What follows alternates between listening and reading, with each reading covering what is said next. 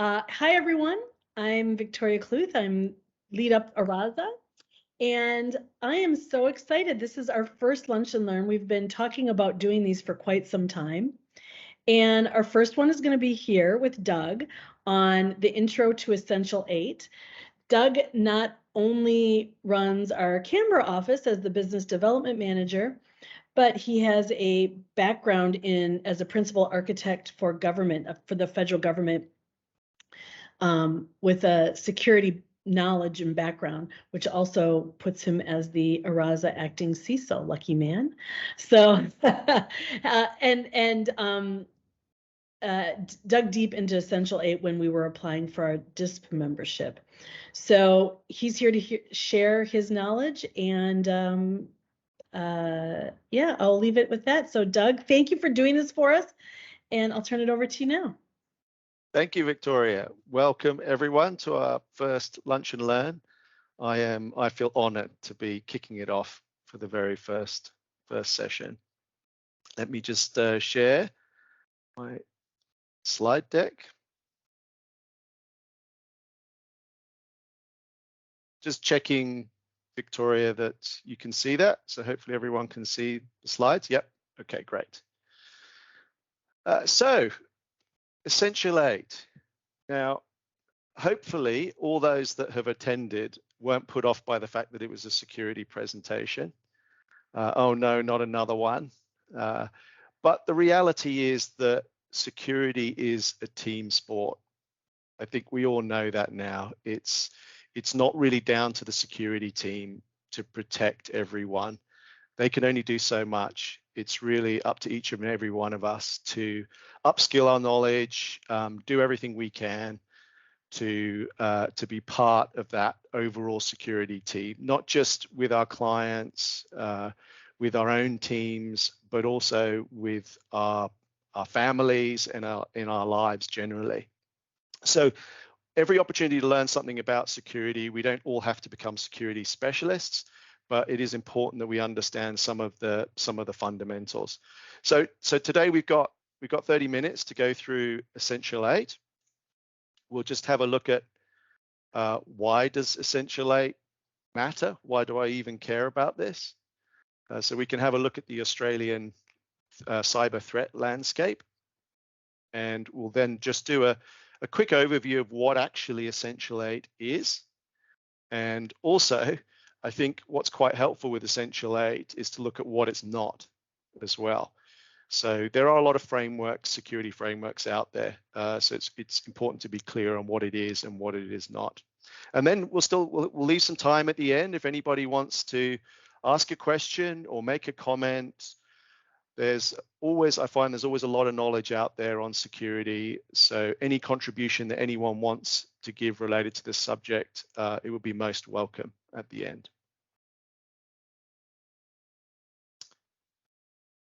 So the cyber threat landscape, all our lives, as we know now, are online. So the economy, our social lives, banking, health, everything is online, which means really cyberspace is now all about trust. All the information I've provided on this deck, I've just selected from the cyber.gov.au site, which is highly recommend this site if you've never been before, cyber.gov.au. This is produced by the Australian Cyber Security Centre, and it has everything. It's such a great resource for all your information about cyber, what's going on, all the current reports, also recommendations, guides, templates. I certainly use this as my premier site for all the information related to cybersecurity. So I've extracted a few bits of information from their last year's report, last financial year. And what's clear is that cyberspace is the new battleground. We've had heightened cyber activity across the world, including in Australia over the last couple of years. And we know from some major cybersecurity data breaches in Australia, for example, the recent Optus ones and the Medicare ones. This is not just about company data. This is our data, all of us. And some of you may have even been impacted by either one of these two recent data breaches or other ones that have occurred. These are just the two really high-profile ones. So they're saying in their report, new cybercrime is reported to them because it is incumbent now on every organization to report cybersecurity breaches to the Australian Cybersecurity Centre. Of course, not everybody does, but there are obligations to do that. So their reports, this is their data from what's actually been reported. So you can extrapolate that there's a lot more happening that hasn't been reported. But from their own data from the last financial year, a cybercrime is reported every 7 minutes, and that's up from 8 minutes in the previous year. A 25% increase in vulnerabilities on systems that has been reported, and that's I don't think is necessarily to do with poorer quality systems and software. It's just the amount of cyber attacks that are going on and discovering vulnerabilities and exploiting them. And then the average financial loss in their report for those attacks, successful attacks that were reported to the Cybersecurity Centre, on average, that was a loss of $64,000 to that organization. That's an average. And the total is tens of billions of dollars in the financial year of loss. You can see that most of the incidents are against government organizations, hence the additional security that's required around government. But if you look at those other sectors, what you're seeing there across healthcare, telecommunications, academia, science, construction, manufacturing, finance, and critical infrastructure, utilities. So that's all the critical infrastructure. These are all the things that we all running off the internet and online now. And, we need to protect this stuff. And so you can see sort of where the attacks are occurring across that. And that's why the government is looking to bring in and has brought in all sorts of acts to force organizations to protect critical infrastructure. And that will only increase. So it matters. It matters not just at an economy level, but at a social level, at a government level, and on a personal level. This impacts all of us. So this is why I say that security is a team sport. It's not something that just cybersecurity teams do. We're all part of the solution to this challenge. So what is Essential 8? Well, as you can see up in the top right there, the Australian Signals Directorate, which sits within Defence, is responsible for analysing all attack vectors that occur in cyberspace across Australia against organisations and government departments. And they came up many, many years ago based on their analysis of the attacks, a series of security controls, of mitigations that became the Information Security Manual, the ISM. And that has over 40, probably over 100 controls in there that are recommended. But understanding that not every organization is going to be able to implement hundreds of controls just because of the sheer cost and complexity. So they came up with this idea of the Essential 8. And it is literally what it says. These are the ones that please do not ignore these ones, because these are the most common of all the vulnerabilities in a system, in an organization, that are most often used for attack vectors. And so really, these are the 8 essential recommended cybersecurity controls or mitigations that comes out of ASD. The Australian Cybersecurity Centre, their main purpose is to interact with industry, because ASD is quite a secretive organization. ACSC is more open and interacts with industry, and they own the cyber.gov.au website and all its content. So everything that's on that website is coming through the ACSC. So you can see those 8 controls on the right-hand side. They If you want to know the detail of each one, that again, I've put a link down the bottom. You can go to cyber.gov.au to the Essential 8 site, or you can just do a Google search for Essential 8 and you'll get detail on those security controls. But if we just fly across the top of it, application control is essentially locking down people's workstations so that it can only install certain things and do certain things. Patching applications is pretty clear. So keep all those individual applications patched and up to date. Configuring and controlling Microsoft Office macro capability, because that can run code. Most people are using Office in most organizations. So that just locks down the macro capability. So it just prevents hackers from getting a backdoor to run programs, essentially. The user application hardening, this is sort of for each of your applications, there's a whole bunch of settings. The best example is probably a web browser. So this is locking down web browser settings. So you can't do certain things like install certain plugins or run Java code without checking things. Then restrict admin privileges.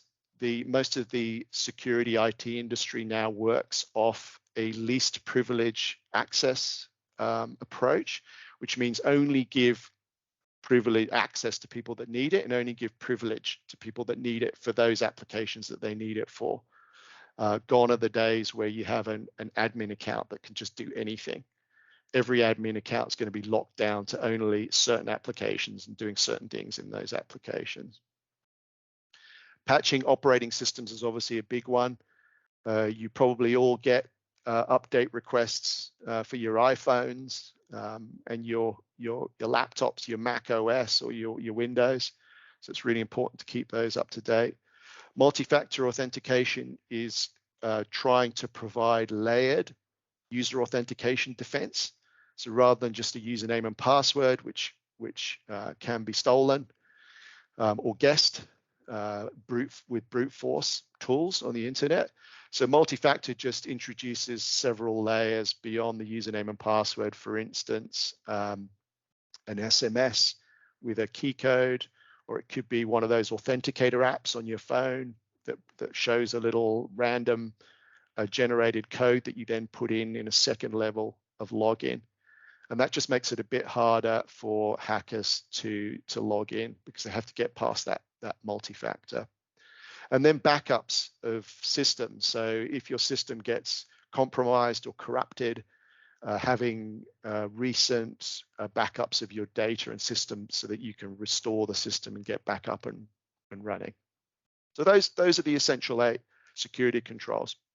It was primarily designed for Windows-based networks. So this is organizations, enterprises, and governments that have their own IT infrastructure. So they've got networks, they've got servers, they've got laptops and workstations. But it's applicable to really any kind of system. So in Araza, we run as a 100% cloud native company. So we don't hold any IT assets as such. We don't have a network and server rooms. Everything we do is delivered through cloud platforms. So we have endpoints or devices, our laptops and our mobile phones, and then we consume cloud services like Office 365 and others. So that's a sort of a shared operating model. There's shared security responsibility between the cloud provider and us. But these recommendations are completely applicable really to any type of environment or platform. It actually has 4 levels of maturity across these 8 controls. So level 3 being the highest one, and that's really only relevant to government and secure classified government networks. Level 0 is kind of the start point. If an organization hasn't done any kind of assessment of where they are against Essential 8, they're potentially level 0. Really, level 0, 1, 2, and 3, the maturity levels is really about the sophistication of the attacker. So if they're an opportunistic attacker that's just using tools, hacking tools that are available on the internet to download, that's obviously not as targeted and sophisticated as somebody who is a nation state that has a whole team of people that are targeting specifically an individual in order to get into an environment and steal data. So that's what the levels are. And so you may see people saying, well, we want you to be to follow Essential 8 and up to this maturity level. The reality is that there is no real compliance with Essential 8, even though you'll hear people saying that. There's no formal certification for Essential 8. So the Australian Cyber Security Centre, or ASD, don't have a certification that you can go through to get yourself formally certified to a maturity level. It's all self-assessment, and you can have your own exceptions in there too. There are companies that do independent assessments, but anyone that says they've got Essential 8 certification doesn't understand Essential 8. What is it not? It's not a comprehensive security framework. It's a really, really good start for organizations that are going on a security uplift journey, but it's not comprehensive. So it's very systems oriented. So for instance, let me give you some examples of things that aren't in there. Education. So if you wanted to run cyber awareness training or insider threat training programs, Essential 8 doesn't cover any of those things. If you want, and you should have, a incident response team within the organization to respond to security incidents, that's not really covered by Essential 8. Essential 8 has a very sort of systems oriented approach. It's not a technology or a platform. So, there's no Essential 8 product that you go and buy that makes you Essential 8 compliant. And practically all organizational systems these days are unique ecosystems that have all their own things and applications. So no two are exactly the same. So these controls are technology agnostic. You can apply them to any environmental ecosystem. As I said before, there's no certification for Essential 8. And part of the reason for that is that they don't want you to set and forget with Essential 8. As with any security framework, you don't want to get into that habit of thinking, yeah, we're compliant, we're certified, we're good, because it is not. There is no security framework out there that is a guarantee of total cybersecurity protection.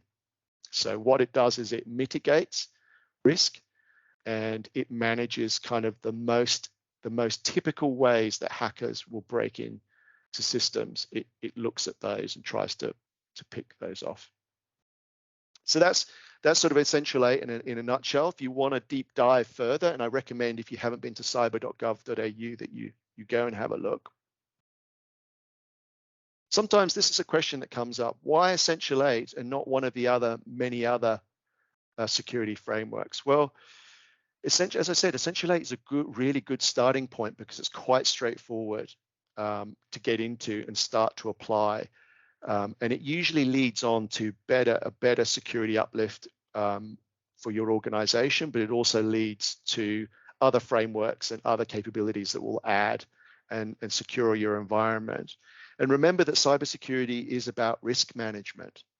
So it's about, budgets and resources are finite. We don't have unlimited budgets and unlimited resources. So, and we don't have, not all our assets are critical.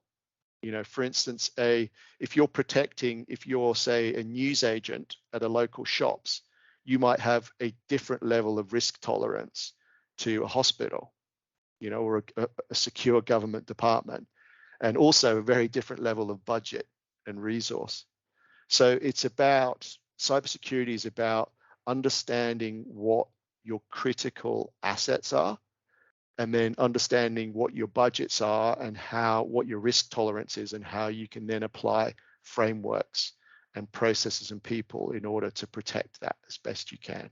So Essential 8's kind of considered within the security industry as kind of the baseline. the beginning point, the start point. So it's considered you've got a reasonably high risk tolerance. And that goes all the way up to full like zero trust frameworks for organizations that have very low risk tolerance and have big budgets and resources and teams to manage it. So going back, now we've talked about Essential 8, I think it's quite interesting to go back and have a look at the data breaches. Both Optus and Medibank. Would Essential 8 have prevented these data breaches? You know, I think it's impossible to answer that question. You could say possibly, potentially not. Don't forget that both these organizations are massive corporate entities with IT teams and incident response teams. So they won't be following, they'll be following Essential 8, but it's as a subset of a much more bigger, more complex security, more comprehensive security framework. So both these organizations have large security capability and they're following frameworks that would include Essential 8.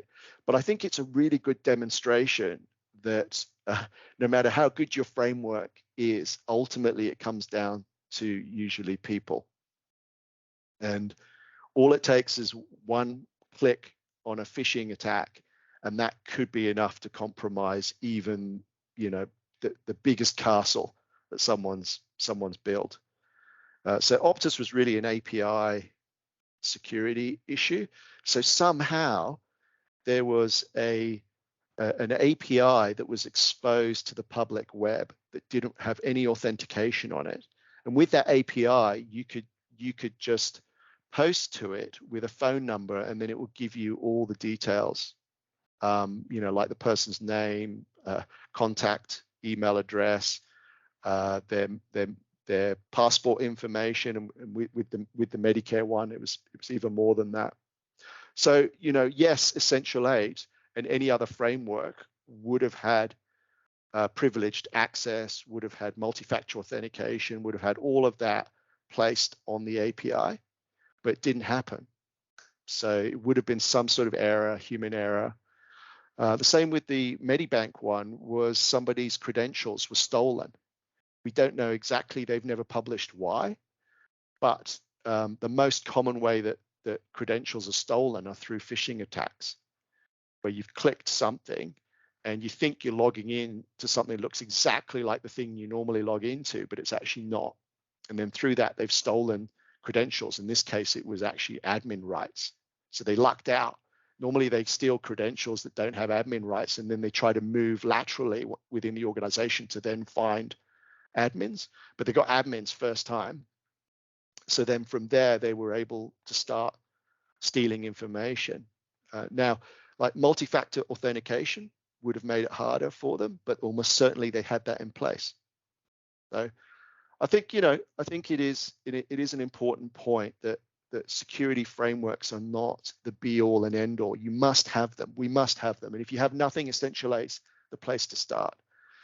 But it is important to also understand that no framework is going to protect any organization completely, because ultimately it's a team sport, and it comes down to each one of us to understand every time we act on an email, every time we click on something, every time we respond, to just be aware and make sure that we know that it's actually real and that we double check that. So don't underestimate your own importance in keeping your work and family cyber secure. It is up to all of us. Okay, that's the first lunch and learn on Essential 8. But you're not done yet, Doug. No, I've got 5 minutes. So good. I know we've only got a few minutes because I'm sure we do have quite a few questions. I have quite a few questions. But if you go to the Q&A toggle, mine is at the top of my screen for those of you participating. You can put your Q&A in there and we can have Doug address those.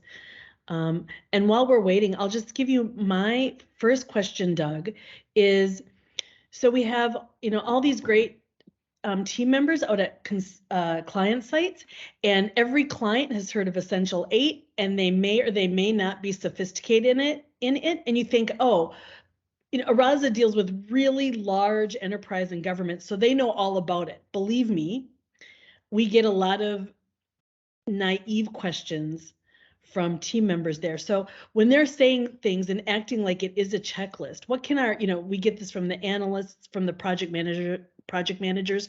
When your clients come to you and say, oh, grab this, or how can we do this? What's the easiest way to explain this to them, or where do we go so that we're heading our clients into the right direction?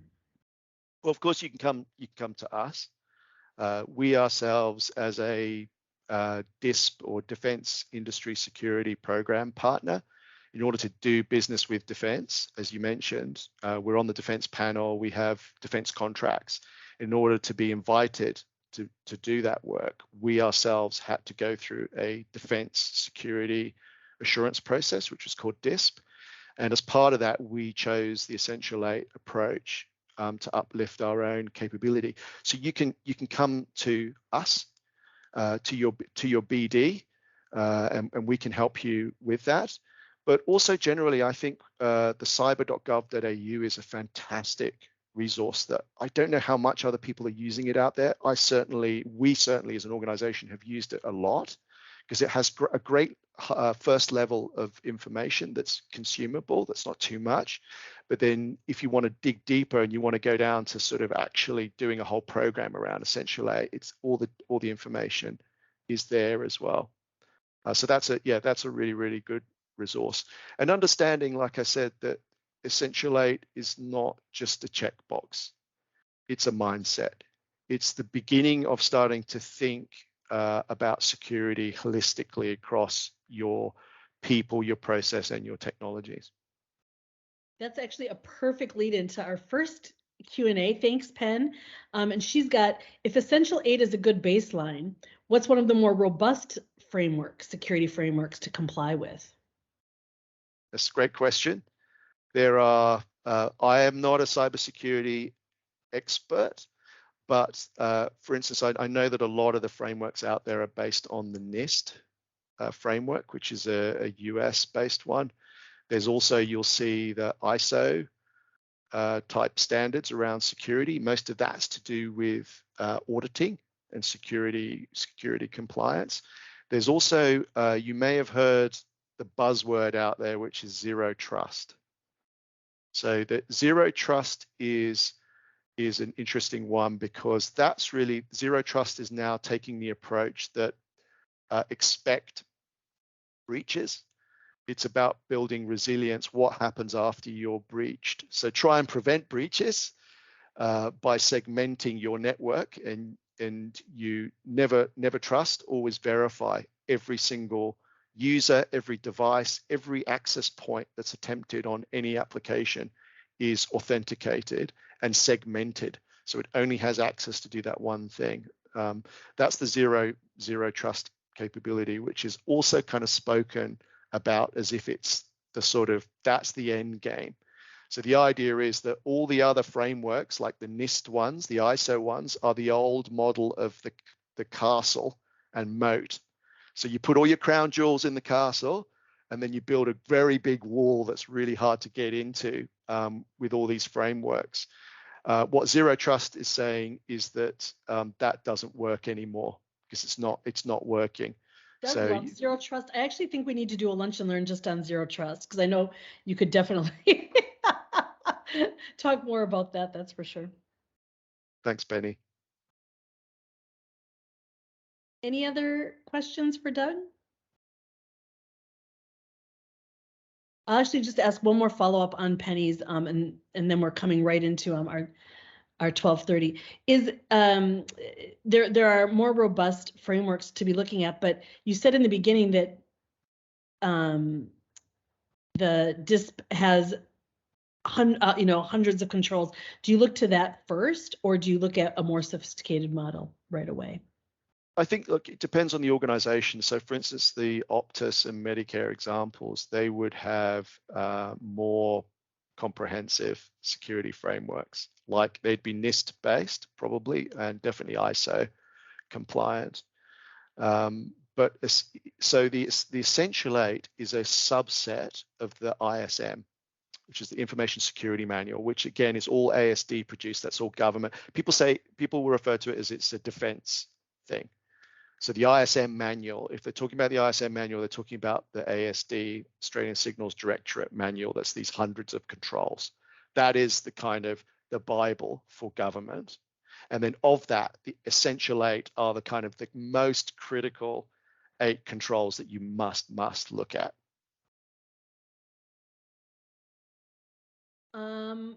Fantastic. Well, I think that is we are right on 12:30, and except for some cheeky comments, I think we're all good. So thank you so much, Doug, for moderating, or I'm the moderator for providing our first Lunch and Learn. Really appreciate it, and great subject. And we will sign you up for a Zero Trust one, because I think people are also interested in Zero Trust as well. So thanks, everyone, and thanks for eating your lunch while listening to Doug talk about Essential 8. Thanks.